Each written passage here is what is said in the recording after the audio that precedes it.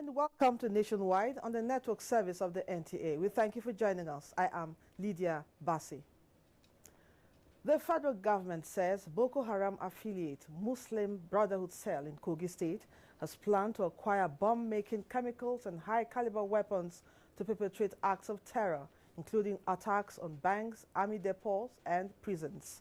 In a statement in Abuja on Friday, the Minister of Information and Culture, Lai Mohammed, said intelligence monitoring has shown that the cell is making frantic efforts to advance its IED-making capability through the acquisition of such chemicals as sodium azide for producing improvised detonators, potassium chlorate, alternative to ammonium nitrate used for producing IEDs, and aluminum powder, a fuel source for amplifying explosions.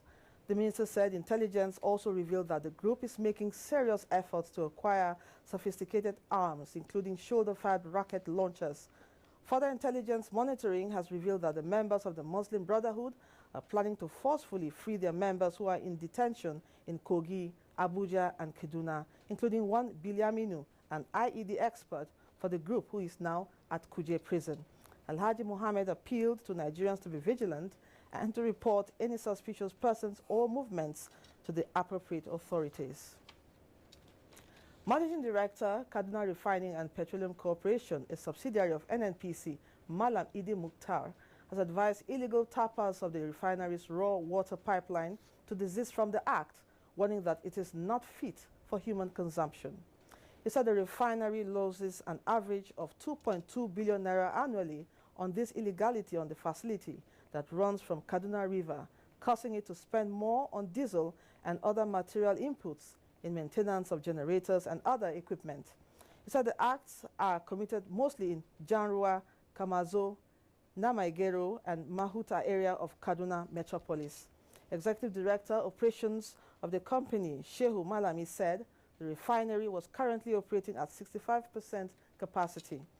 Traditional heads of most communities pledged their support to end the menace. 40 illegal refineries have been uncovered by the Nigerian Navy ship Delta at Jones Creek, Warri, southwest local government area of Delta State. Eloho Agbra reports that the Delta Navy commander, Commodore Ibrahim Deu, led the Operation River Sweep It, where 3 suspects were also arrested. The operation is at eradicating maritime criminals in the Nigerian waterways and creeks. On citing the Navy officers, the operators of the illegal refineries ran away, abandoning their products and facilities. The activities of these illegal refiners have caused pollution both on the land and water. The commander who led the operation said the waste of the refineries is channeled into the river, thereby destroying the aquatic life. The CNS has given us a mandate which we must keep. We are going to continue and we are going to sustain this operation so that we'll be able to stop these illegal activities within the creek. This will make the community live a normal life. In a related development, the Nigerian Navy has flagged up Operation Sare Teku 4 at the new Ports Warri Delta State. The Chief of Naval Staff, Vice Admiral Ibok Ete Ikwe Abbas, represented by the Head of Training and Operations, Rear Admiral Adeniyi Osinowo, reiterated the resolve of the Nigerian Navy to flush out criminals from the creek and safeguard the waterways. For this reason, the Nigerian Navy continues to diligently pursue its mandate of securing the nation's vast maritime space in support of our national interest. Suffice to say that statistics and at our disposal shows a drastic reduction in occurrences of piracy, sea robbery, and all other forms of crimes in our maritime environment as a result of the direct intervention of Operations Sare-Teku. River Sweep 2 will complement Sare Teku 4 to stem the tide of activities of sea pirates and illegal refineries. Elo Agbra, NTA News. We now go back to our story on NNPC.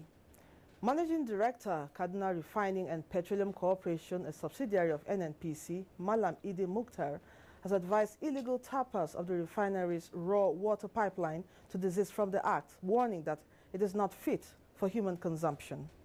He said the refinery loses an average of 2.2 billion naira annually on this illegality on the facility that runs from Kaduna River, causing it to spend more on diesel and other material inputs in maintenance of generators and other equipment.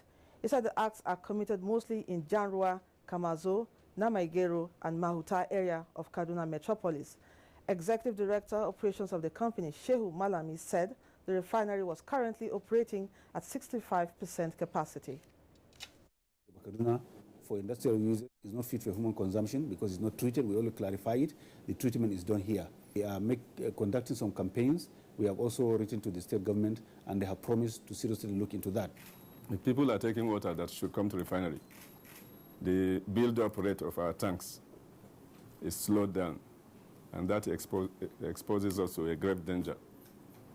If this is not addressed, it will get to a point where we cannot run all our units, and we'll be forced to shut down some units. Traditional heads of most communities pledged their support to end the menace. Humanitarian group donates to pensioners. Ademola is standing by for details of this and other stories. Hello, Ademola, you're on. Hello, Lydia. Good afternoon and welcome to Lagos. Concerned about the plight of the Nigerian pensioners, a humanitarian organization has donated funds and medical items worth hundreds of thousands of naira to the Federal Civil Service pensioners in Lagos. The motto of the Nigerian Union of Pensioners, NUP, is "Rest is sweet after labor."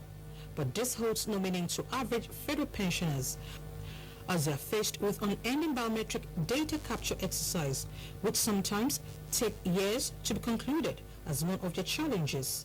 The chairman, Concerned Federal Pensioners of Nigeria, Comrade David Adodo, lamented the high debt profile pensioners have incurred in the country as their creditors are now after them.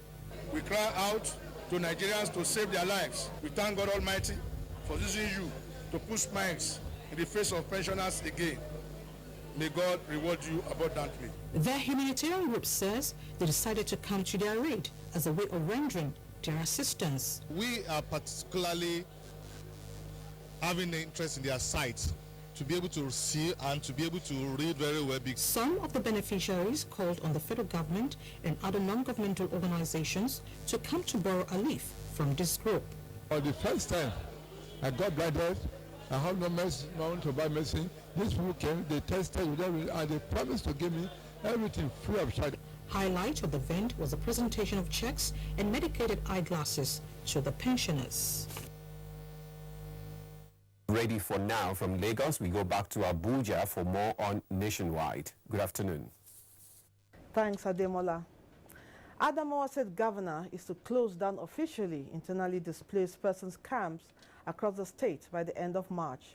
Governor Mohammed Umar Jibrila said this in Yola as the National Logistics Committee on IDPs presented assorted food items to victims of insurgency and other vulnerable groups in the state. Shegun Laoli reports. In the wake of the Boko Haram insurgency, Makoyi IDP camp, one of the camps in Adamawa State, had about 9,000 IDPs. But today, the number has reduced to 2,800, predominantly women and children.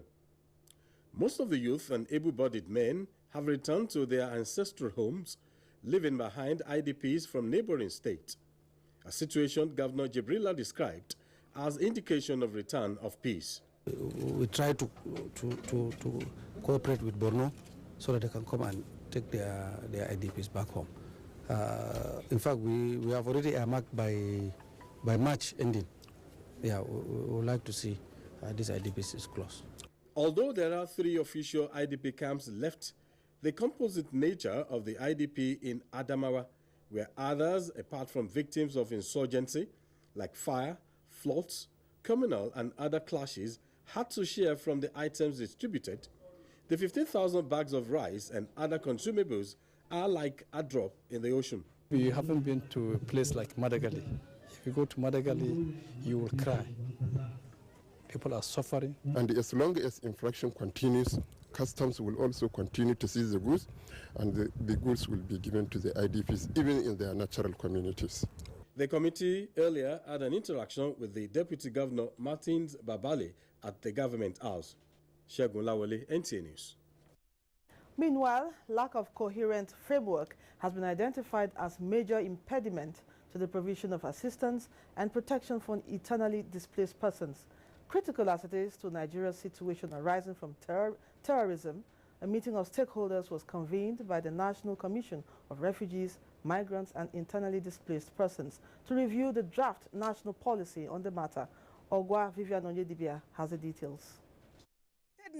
The United Nations Principles on Displacement adopted by the African Union Summit on Refugees, Returnees and IDPs in Uganda 2009 sets the foundation for assistance and protection of IDPs. And in July 2012, a draft national policy on it was presented to the public with provision for review every 5 years.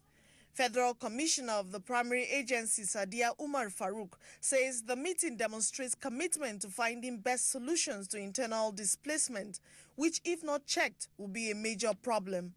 Let us all remember that finding a solution to internal displacement is our collective responsibility. Let us consider that being displaced is not a choice. IDPs do not need our pity. They need us to act. Participants, while commending the initiative, reiterated the importance of an approved policy framework and legislation to alleviate the plight of those facing displacement. It has been a critical issue in Nigeria, and all concerned agencies have been trying to see the total rehabilitations of IDPs. We believe that the implementation of and the domestication of the Kampala Convention is a starting point. We shall adopt measures that will ensure the safety and protection of our IDPs, putting national security into consideration. They all agree that striving to get the policy adopted and passed into law is the right start. In Abuja, Ogwa Vivian Onyedibia, NTA News. The claim by Maduike Ezeibe, professor of veterinary medicine and clinical virology at the Michael Okpara University of Agriculture, Umudike, Abia State, to have found cure for HIV and AIDS is still generating controversy as health experts continue to interrogate the claim. NTA's Good Morning Nigeria hosted guests who discussed the claim. Lydia Sampson, who monitored, reports. Yes, scientists have made attempts to develop a drug for the treatment of HIV/AIDS, but none is yet to be certified successful. The latest claim by Professor Maduike Ezeibe and his team is said to be a product of research that started in 1995. I announced this invention first in Atlanta, World Virology Conference in Atlanta 2015. That's what I say, a cure. Somebody was HIV positive and now takes HIV negative. That is a cure. Why don't we are talking about reducing viral load, that the message they are using, because of their big molecular size, cannot reach HIV, the ones that are in some conserved cells in the brain, bone marrow, and those of us who are males in the testes. He urged the federal government to take up phase 4 of the clinical trial, which requires more hands and funds. However, key players in the health sector punched holes into Professor Ezeibe's claim, citing lack of adherence to scientific due process.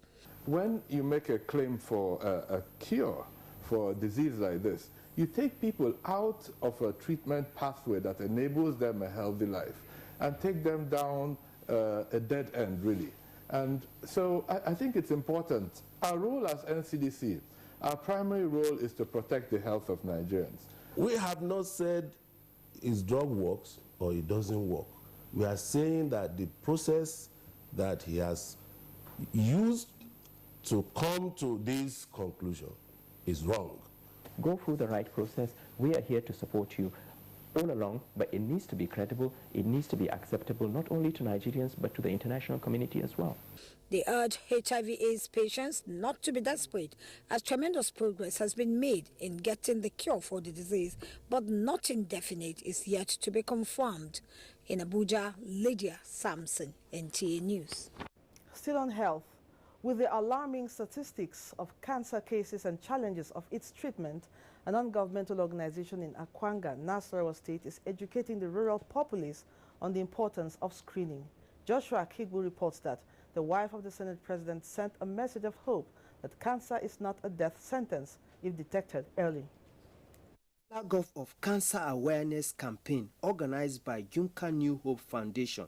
The wife of the Senate President Toyin Saraki, represented by Ms. Angela Adelami, while calling on organizations and individuals to support people living with cancer, urged Nigerians to undergo regular screening to know their cancer status. Let us not be tired of investing our time, energy, passion, and resources not only towards combating cancer, but in seeking improved healthcare delivery.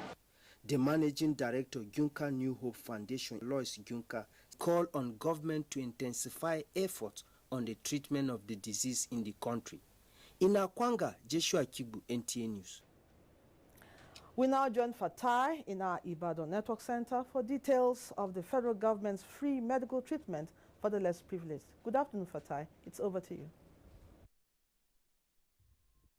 Thank you, Lydia Bessie. Welcome to Ibadan. Not less than 7,000 Nigerians in Oyo State have benefited from the federal government free medical treatment for non-communicable diseases. Correspondent Adebola Ogunlana reports that about 1,000 less privileged, whose conditions were critical, also had the free surgical operations to correct their defect. Among the beneficiaries of the federal government free treatment initiative were patients in the old people's ward, children and adults. The ailments include diabetics, cleft lips, vesicovaginal fistula, cataracts, and refractive error. Surgery operations were also carried out, especially for cancer patients and others who turned up. Some of the beneficiaries of the surgical operations comment. I thank God for federal government. I should have go to hospital to do this thing, but I didn't have money. The Chief Medical Director of the University College Hospital, Professor Temitope Alonge, and his team explained the procedure, especially for the elderly. We have been able to put the surgical cases together, and then the major cases for prostatectomies, because we have one or two patients who have concomitant hernias and enlarged prostate. So what we've done just now was a child who had that on both sides, and we're able to fix the hernia successfully. Over 5,000 people have benefited from the initiative, as the 60-year-old University College Hospital is committed to spreading the federal government free medical program to the nooks and crannies of Oyo State. In Ibadan, Adebola Ogunlana, NTA News. Oyo State government has flagged off biometric data capturing and identification cards for tradesmen and artisans in the state. Governor Abiola Ajimobi says government is ready to support small and medium-scale business to boost the economy of the state. Adebola Ogunlana reports. About 440,000 tradesmen and artisans are expected to be registered in the scheme, which is principally to provide labor data for would-be contractors working in the state. Governor Ajimobi said the scheme would also provide data to government on its new financial support scheme to small-scale businessmen in the state. It provides them addresses, locations, where people can easily contact them. Oyo State Commissioner for Trade Industry, Investment and Cooperative, Taibat Agaba, and President Oyo State Tradesmen and Artisans, Yisa Okoladoye, speak on other benefits of the exercise. With the loans that BOI can give, CBN can give, we want to know who these people are. The DRO appreciated government for the initial 50 million naira loans facility to tradesmen and artisans in the states. In Ibadan, Adebola Ogunlana, NTA News. The Director General, National Youth Service Corps, Brigadier General Suleiman Kazaure, has advised corps members against night journeys and parties. Brigadier General Kazaure gave the advice when speaking with corps members deployed to Ogun State at the NYC orientation camp in Shagamu. The report. The Director General, who was represented by the NYSC Head of Reform, Mr. Adelayo Shumefun, urged the corps members to be security conscious and shun any acts that can endanger their lives. Brigadier General Kazauri called on the corps members to maximize the opportunities in the scheme. Please shun risky engagements such as unauthorized journeys, night journeys, lone movements, and attendance of night parties outside of your residences. Earlier, the state coordinator Mbachi Gladys commended the NYSC Director General for the visits. She added that the camp is peaceful as ever. The NYSC Director General later went round to inspect various works displayed by the corps members. Consumers of cooking gas and kerosene in Ijebu now heave a sigh of relief following the availability of the products. Correspondent Joel Popola says the products have been scarce for some time now, causing the prices to escalate. The scramble for gas and kerosene, which skyrocketed early last month due to scarcity, is gradually easing due to the availability of the commodity in the market. Gas stations and dealers in Ijebu now have the commodity in stock, devoid of the mad rush that characterized the period of scarcity. Some residents of Ijebu, however, still see the commodity as unaffordable. Even at 400 naira per kilogram, the price is still affecting the business of this popcorn producer who has reduced the quantity due to the unfavorable price. I can't reduce the do popcorn and the sugar with I buy don't discuss now. Even like on that, I buy 17 naira 170. This gas dealer says with more supply, the price could still further decrease. There is enough supply now. Actually, we are selling it at the rate of 400 naira per kilo now. Because before we are selling it at the rate of 600 naira per kilo. A kerosene dealer, Mrs. Bola Adegbeson, however, says the patronage for kerosene has reduced drastically due to the preference of many people nowadays for gas. She, however, says that 12 liters kerosene is now 3,000 naira, which translates to an average of 250 to 300 naira per liter. It is true that kerosene have already inflated before, but now they are coming down gradually down. The consensus of residents of Ijebu is for the price of gas to return to the old price regime of between 200 naira or 300 naira per kilogram. In Ijebu, Joel Bupola, NTA News. That's it from Ibadan. It is back to Lydia Bassi in Abuja for the continuation of Nationwide. Thank you, Fatai. Welcome back to Abuja. You can watch this news live online via the NTA mobile app, which you can download on your Android device at the Google Play Store or at the Apple Store if you use devices with iOS. This is Nationwide on the network service of the NTA. More reports after the break. Don't go away. From what we have seen, we have the capacity which we can rapidly develop or feed in ourselves. If we don't import rice, we stop importing corn and other grains, Nigeria will have plenty of money to invest into developing industries, especially manufacturing, textiles and so on, and develop iron and steel, and complement the infrastructure development. So really, the opportunities are virtually limitless, and we are very, very aware of this, and we are prepared to exploit it to the fullest.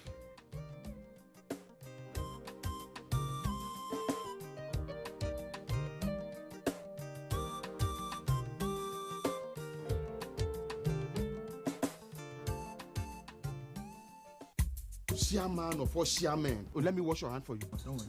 Let me take toothpick and... Hey. According to Professor Tranquilizer, I am disappointed, aghast, crestfallen, and vanquished at your shameful display. This week on your award-winning comedy series, Professor John Bull, starring Kanayo Okanayo, Mercy Johnson, Queen Wokoye, Yomi Fash Lanso, Oguz Baba. I'd like to see Mr. Udo Etu. I hear you now, but find me something. Are you mad? Go. Goodness, August, you show your shit. Oh. Very nice man. generous. Okay, anything for the guests. Maybe feature or something. Happy weekend, sir. Thank you. Today is Wednesday. Professor John Bull, this Tuesday and Friday, 8:30 to 9 p.m. on NTA Network, International, and Star Times. I'm finished. Who finished you? Over and out. Welcome to the new speed of life. The federal government's social investment program has begun. The poorest and most vulnerable in the land get 5,000 naira monthly, and phase 1 has started in 9 states of the federation. 200,000 unemployed graduates have been engaged in the N-Power Volunteer Corps, designed to engage 500,000 people. 5.5 million children will be fed regularly in the homegrown school feeding program, which kicked off in 3 states last year, with 9 more to be added this year. And under the Government Enterprise and Empowerment Program, GEEP, thousands of cooperatives, market women, farmers, and enterprising youth have been receiving between 10,000 and 100,000 naira soft loans since November 2016. The Social Investment Program has begun. It can only get better. We promise change. Change is here. Do you crave class? Do you have taste? And do you care about comfort? If you do, then for your next event, a stay away from home, a business trip, or a holiday, visit Jade's Hotel at 24 Undola Crescent, Wuse Zone 5, Abuja. Check out our world-class services, exquisite suites, restaurant and bar, gymnasium, spa and grills, and our outdoor catering services and cuisines. At Jade's, it can only be better. For bookings and reservations, visit us today at 24 Undola Crescent, Wuse Zone 5, Abuja, or visit www.jadeshotels.com. Our email address is info@jadeshotels.com. You can also call us on 09291-9321 or 0810-909-7956. Jade's Hotels. Welcome to life. It was a big explosion. The 11th of October 2016 is a day the Aino family will never forget. What about my children? I'm asking about my children. Where are my children? Their loss and injury has been severe and total. On that day, our life changed forever. Join me as we make sense of their ordeal and try to offer them and all Nigerians suffering trauma a way to carry on and find hope for the future.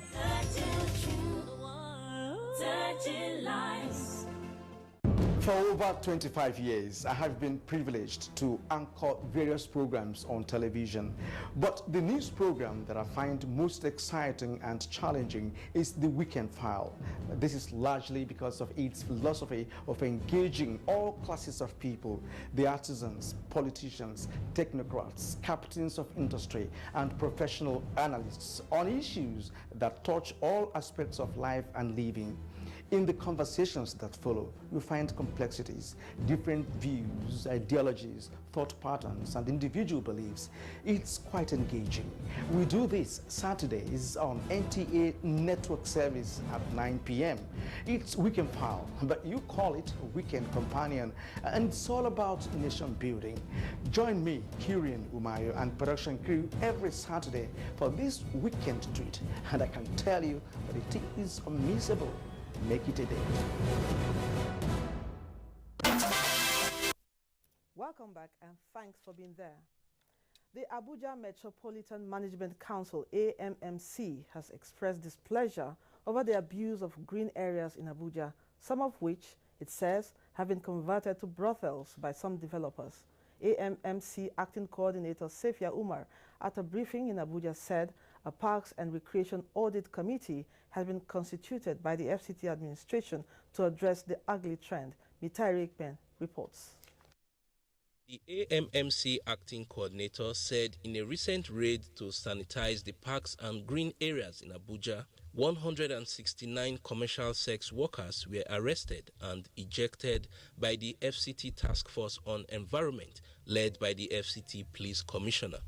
She said a blueprint is being worked out by the FCT Parks Audit Committee to categorize all parks and green areas in the nation's capital and develop model designs for all categories. for allottees to follow. This has made us to go after them, and a lot of demolition has taken place, and we're still going on with such exercise in order to sanitize and revert the Parks and Recreation to its normal, original, designated role it's supposed to play within the city. Those operating illegally in green areas in Abuja were warned to remove their structures to avoid demolition in the renewed bid to reposition Abuja parks and recreation centers as proper relaxation spots. In Abuja, Mitaire Ikben, NTA News. Meanwhile, the Nigerian Tourism Development Corporation, NTDC, is taking practical steps towards reviving the tourism sector in Nigeria. Acting Director General NTDC, Mariel Yo Omo, said this at a stakeholders meeting on plans to develop tourist sites in Nigeria. Oyinaya Kaloka was there. There are several tourist attractions in Nigeria, each with its own uniqueness, nature, structure, and historical background. At the meeting with members of the Federation of Tourist Associations of Nigeria, the Acting Director General NTDC, Mariel Ray Omo, reaffirmed the corporation's commitment in working with the private sector to develop tourist sites. Development of a template for running tourism in Nigeria, and then encouraging the private sector stakeholders to undertake the development of Nigeria's tourism products. Similarly, the corporation endorsed a book on redefining tourism in Nigeria, which is to serve as a thinking aid and useful guide towards uplifting the sector. It's now we should begin to think tourism, eat tourism and dream it, because that is where everybody is going. For people to begin to say, what is in my environment? What can I sell? What can I advertise with what I have? A report by the World Travel and Tourism Council indicates that the sector now supports about 284 million people in employment globally. Uina Kalu Oka, NTA News. And from Jigawa, the Jigawa state government is to build a modern market for rice farmers as part of efforts to boost agriculture, create wealth and jobs. The project will be financed jointly by the state government and the Agricultural Transformation Agenda. Salisu Aminu completes the report. The project covers the provision of social infrastructure at the market and the development of an irrigation scheme aimed at boosting rice production and supply to the proposed rice market. Under the program, Jigawa State government will provide 2,000 hectares of land to farmers in Oyo local government area, in addition to vast arable land under the Hadeja Jama'ar River Basin Development Authority. Commissioner for Agriculture and Natural Resources, Alhaji Kabir Ali, said the partnership between Jigawa State government and the Agricultural Transformation Agenda will ease the hardship faced by rice farmers who are always shortchanged by middlemen. We are determined to provide, some stores, scales, and some transportation, thereby allowing the local government to get some revenue. Coordinator Kano Jigawa Agricultural Transformation Agenda, Alhaji Awal Ado, appealed to contractors handling the project not to compromise standards. The project is in two types. There is the ones we call ancillary and social infrastructure, which deals with the construction of primary schools, community markets, and basic health centers, with the portable supply of potable water to the communities. The second one in the infrastructure is the development of irrigation canals and the construction of access road within the irrigation command and the participating community in the respective participating local governments, which we are looking at constructing 250 kilometers of feeder roads. Some rice farmers expressed gratitude to the Jigawa State government for the project, which is expected to be completed within 6 months. From Duse, Salis Aminu, NTA News. You're still watching Nationwide on the network service of the NTA. Residents of Jalingo decry spate of accidents in the state. Details with Susan in our Makudi studio. Susan, good to see you. See you, Lydia, and welcome to Makudi.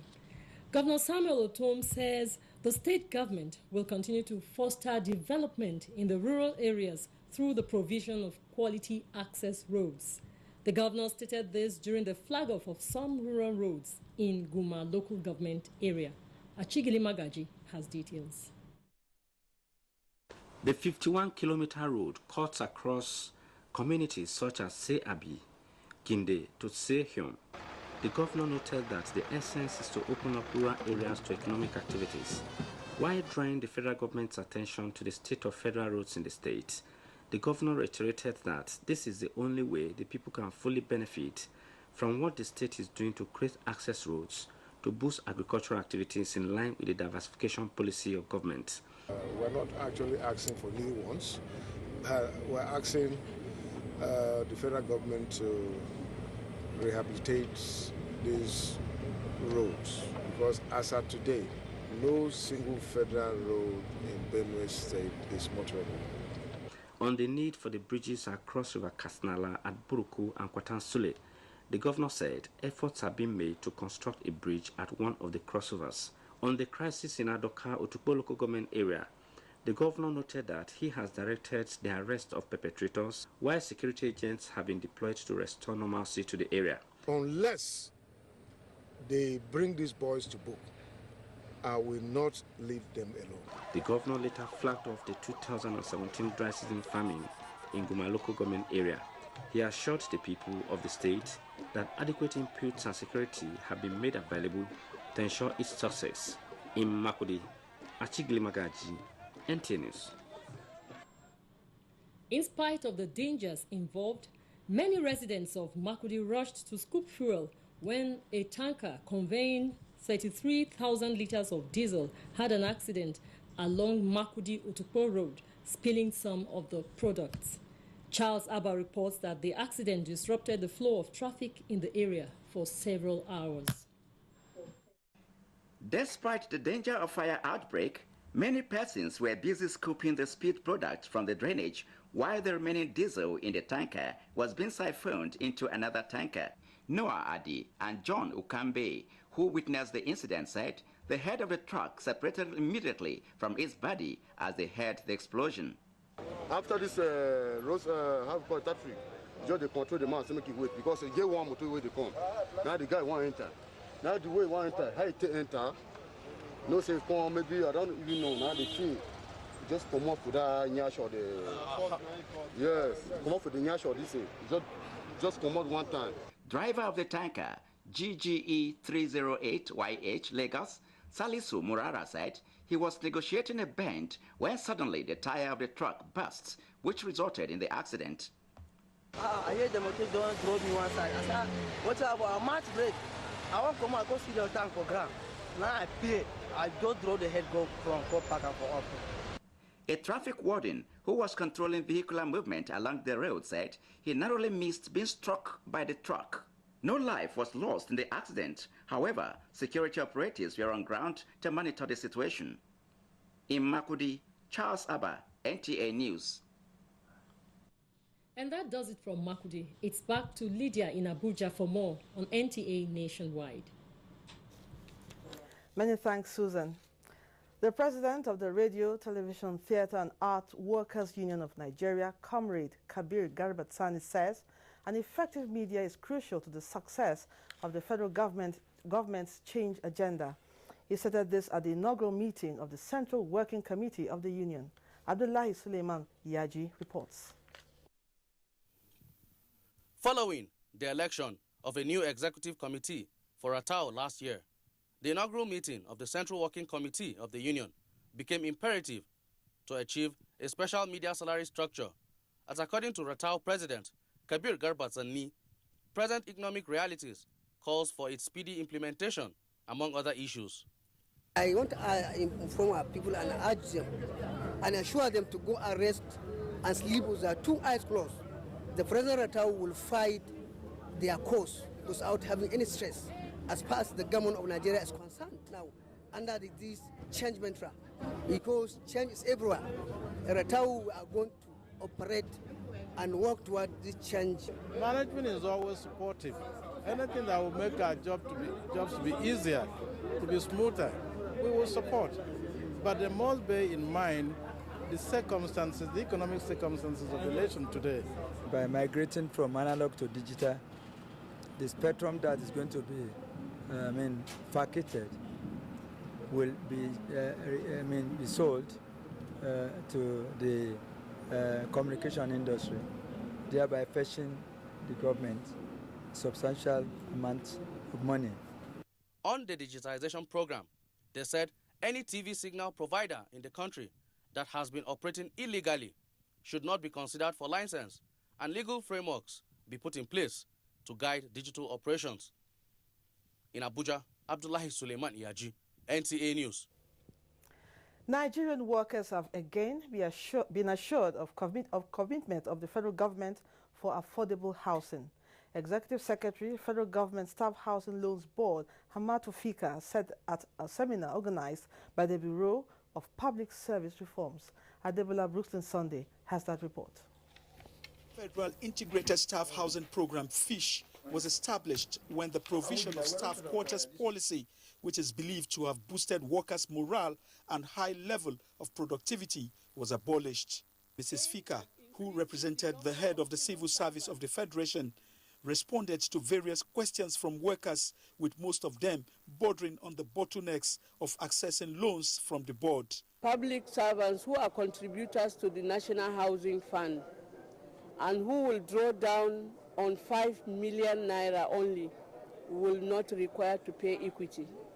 But those who want to draw down 6 million and above. I think it's very clear that we currently have a government that takes the welfare of citizens quite seriously. The lunchtime reform seminar is designed to inform, educate, and keep workers abreast of government programs and policies as they affect them. Adebola, Brooklyn Sunday, NTA News. Meanwhile, the federal government has constituted an interministerial committee to track performances in food production and poverty reduction initiative of the federal government. This is based on the recommendation of the African Union encouraging member countries to ensure transparency in the food production chain. Musa Baba Aliyu has the details.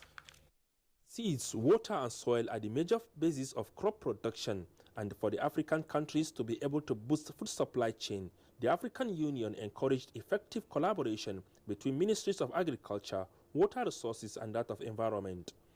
Nigeria has therefore put together an agricultural promotion policy document and a committee that will track and ensure full implementation of the policy.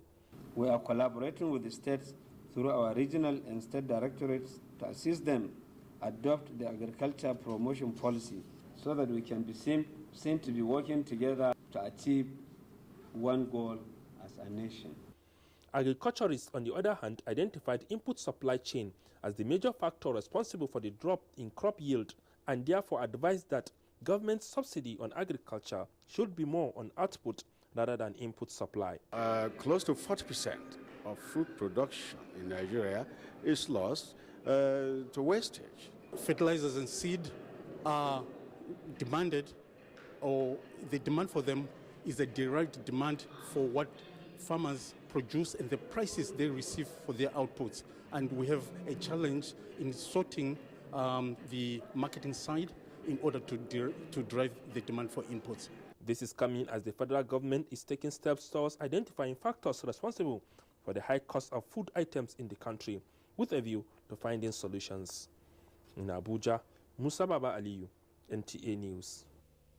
For more on Nationwide, let's join Chinyere in our Enugu studio as she feeds us on the effects of self-medication and other reports from that zone. Chinyere, let's hear you. Thank you, Lydia, and welcome to Enugu. The Minister of Foreign Affairs, Geoffrey Onyama, has charged the Southeasterners to support the change mantra of All Progressive Congress, APC, in order to actualize its promises to Nigerians. The minister gave the advice during his re-registration exercise into the APC in Enugu. Chimobi Walter Naji reports. In his remark during the re-registration exercise in his Eke ward, the Foreign Affairs Minister, Geoffrey Onyama, said the All Progressives Congress Party is well positioned to deliver on its mandate and further charged his ward members to register into the party as machineries are being put in place to ensure a level playing ground. In a very, very short period of time, we've managed to register already, just in this ward, 900 people. The people are seeing that the government is determined to really bring meaningful change. Speaking during the exercise, the APC state chairman, Ben Nwoye, said the exercise, which is ongoing in the 3 senatorial zones of the state, is aimed at galvanizing support for the party in the state. Despite what people say and despite the hardship, many people understood that it is not our fault. It is not the fault of APC. This is part of the mopping up and sensitization. Some party stalwarts, including state youth leader Prince Oloto, said so far the re-registration process has recorded a lot of successes as political heavyweights in the state have registered. High point of the event was the handing over of a party membership slip to the minister. In Eke, Shimobi Walter Inaji, NTA News. The act of purchasing and taking drugs without doctor's prescription, often called self-medication, has become worrisome due to its inherent dangers. In this report, Ngozi Silva Technical examines the advantages and disadvantages associated with self-medication. Experts have defined self-medication as the use of drugs to treat self-diagnosed symptoms or disorders, or the intermittent or continuous use of prescribed drugs for chronic or recurrent disease or symptoms. Such medicines are called non-prescription or over-the-counter drugs. This age-long practice, according to medical doctors, have led to untimely death. Other health implications of self-medication include masking the symptoms of a serious health condition, thereby delaying appropriate medical advice or treatment. Self-medications have led to a lot of unwanted and untimely deaths. It's not proper, it's not good, because even those people that are issuing those drugs, they are quacks. Some of them don't give correct doses of those drugs.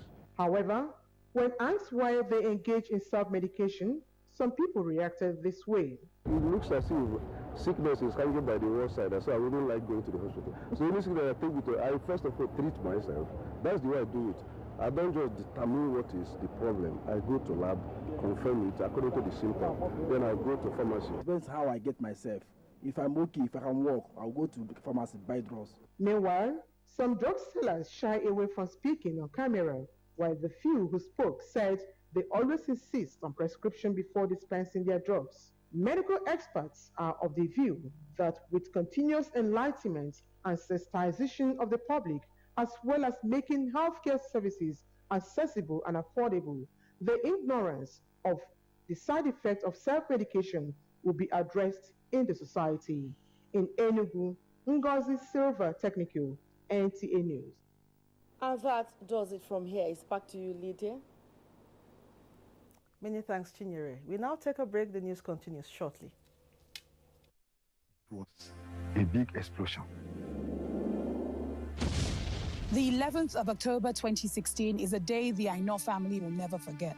What about my children? I'm asking about my children. Where are my children? Their loss and injury has been severe and total. On that day, our life changed forever. Join me as we make sense of their ordeal and try to offer them and all Nigerians suffering trauma a way to carry on and find hope for the future.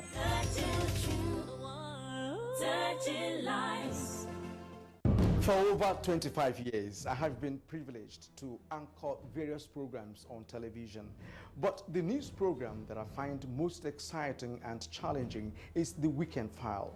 This is largely because of its philosophy of engaging all classes of people, the artisans, politicians, technocrats, captains of industry, and professional analysts on issues that touch all aspects of life and living. In the conversations that follow, you find complexities, different views, ideologies, thought patterns, and individual beliefs. It's quite engaging. We do this Saturdays on NTA Network Service at 9 p.m. It's Weekend File, but you call it Weekend Companion, and it's all about nation building. Join me, Kirian Umayo, and production crew every Saturday for this weekend treat, and I can tell you that it is unmissable. Make it a day. Welcome back. Death wish for another human being is un-Islamic, and the Muslim faithfuls have been warned against it to avoid the wrath of Almighty Allah. Imam Muhammad Nuru Khalid of the Apple Mosque stated this during the sermon at today's prayers in Abuja. Abdullahi Suleiman Iyaji reports. Every soul will taste death, and you will only be given your full compensation on the day of resurrection. This is according to the Holy Quran, Surah Ali Imran, chapter 3, verse 185, where the Muslim faithful is reminded on the need to always be conscious of his actions while alive. The Imam said speculations over the well-being of the president should not be the focus of worshippers, as he urged them to instead pray for his safe return to the country and seek prosperity for Nigeria. There were many speculations about the death of the president, and people are much concerned about that. But what we want them to do is to be more concerned on their own death. So we are afraid maybe some people are eager to see the death of Mr. President so that they will turn back to the corruption that he is trying to fight. The Imam added that Islam does not support rumor mongering and advised worshippers to rededicate themselves in acts that can attract Allah's mercy. In Abuja, Abdullahi Suleiman Iyaji, NTA News. Nigeria and the Islamic Republic of Iran are determined to strengthen diplomatic ties and brighten mutual relations, particularly in the economic sphere. Justin Bem-Unyi reports that the Embassy of Iran in Abuja celebrated its 38th National Day anniversary. Nigeria and have had smooth bilateral relations for 43 years now, in all aspects, especially economically. Records show that there has been an increase in the volume of bilateral trade, rising from $2.9 million in 2014 to over $15 million in 2015, with a projected target set at $500 million by 2020. As Iran marks its 38th anniversary of the victory of the Islamic Revolution under the leadership of late Imam Kwemeru, its ambassador to Nigeria, Moteza Zashi, maintained that independence, freedom, progress and welfare are the true demands of the Iranian nation. The cooperation between the two important countries, one in West Asia and another in the West Africa, has been very remarkable in OPEC, gas OPEC, D8, United Nations, and other international organizations. Nigeria's Minister of Foreign Affairs represented also hopes relations will further be deepened. It is imperative to state today that Nigeria will continue to maintain friendly relations with Iran and will seek new ways to further deepen the relations. It was an event attended by heads of diplomatic missions, friends of Iran, and well-wishers. In Abuja, Justin Bem-Unyi, NTA News. Somalis take to the streets in jubilation for the arrival of their new leader, Mohamed Abdullahi Mohamed, and France police arrest terror suspect in a raid. Here is Ogechi Paul with Global Tidbits. After decades of corruption and strife in Somali, the incoming leader, Mohamed Abdullahi Mohamed, is being trusted to rebuild the battered state. Somalis in the capital, Mogadishu, took to the streets holding high portraits of the man who pledges to bring the nation together. Such a scene of jubilation are usual in the city, where security is a constant concern due to attacks from Al-Qaeda-linked Al-Shabaab militants. What is referred to an imminent terror attack has been averted with the arrest of 4 suspects in Montpellier, France. 3 men and a girl aged 16 were found with bomb-making materials by anti-terrorist police in a raid on a flat in the southern part of the city. The homemade explosives discovered were similar to those used in the Paris attacks of November 2015. And finally, plans to bring home the body of long-time Congolese opposition leader Etienne Tshisekedi for national funeral appear to have run aground due to rumpus between his friends and foes. There was no sign of the return of the coffin from Brussels 10 days after the death of the octogenarian, long after the news of the return went abroad. Global Tidbits, Ogechi Paul, NTA News. And now sports update with Kene Emagbodike.